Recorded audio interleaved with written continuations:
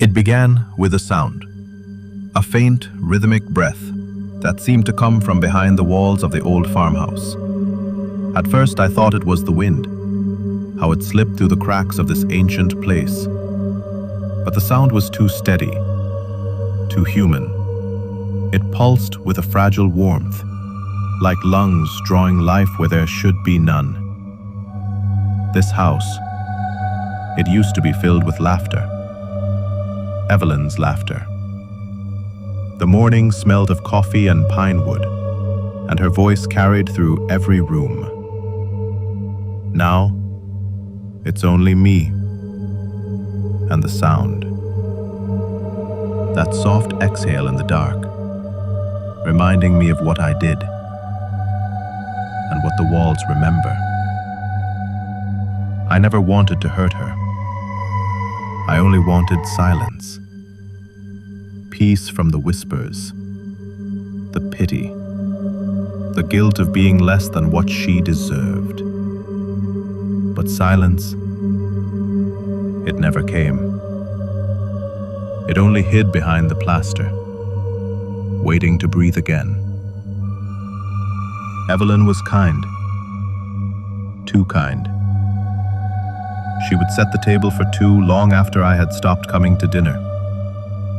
She believed the house was alive, that every creak, every sigh, was the echo of our love fading. I laughed at her once for that. Now, I hear it too. The night she died was quiet, the kind of quiet that presses against your skin.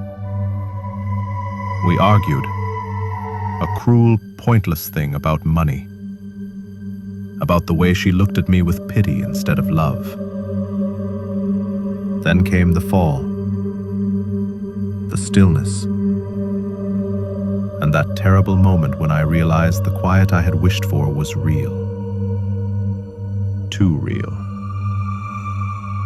I buried her where the sound was strongest, behind the wall of our room. It felt right then, to keep her close, to let her watch me from within the breath of the house. Days passed, but the silence didn't stay. At night, the house began to breathe again, a slow, trembling rhythm, matching the beating of my heart. Sometimes I could feel the wall move, just slightly, as if the plaster were soft flesh. I tried to convince myself it was guilt, that the sound came from my own mind, rotting in remorse.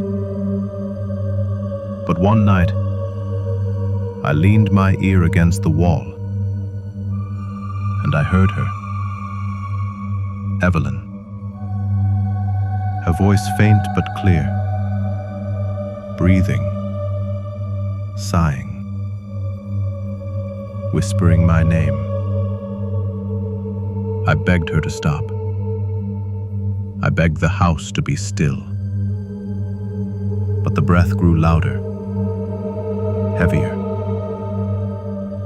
closer, until it was the only thing left in the room. And then I heard the heartbeat. Not mine. Hers. I broke the wall at dawn. With my bare hands I tore through the plaster, through the dust, through the years of silence. The air filled with her scent. Old linen, candle wax, decay. And there she was. Not as she was before, but as the house had kept her. Hidden, hollow, breathing through the cracks. The sound stopped when I touched her. The breath, gone. The heart, still. Only the wind remained. They'll come for me soon. The neighbors, the sheriff, maybe even the priest. They'll ask why I did it, but I'll tell them the truth. I didn't kill her. I only tried to keep her close. It was the house that couldn't let her go. Because sometimes, the walls remember more than we do.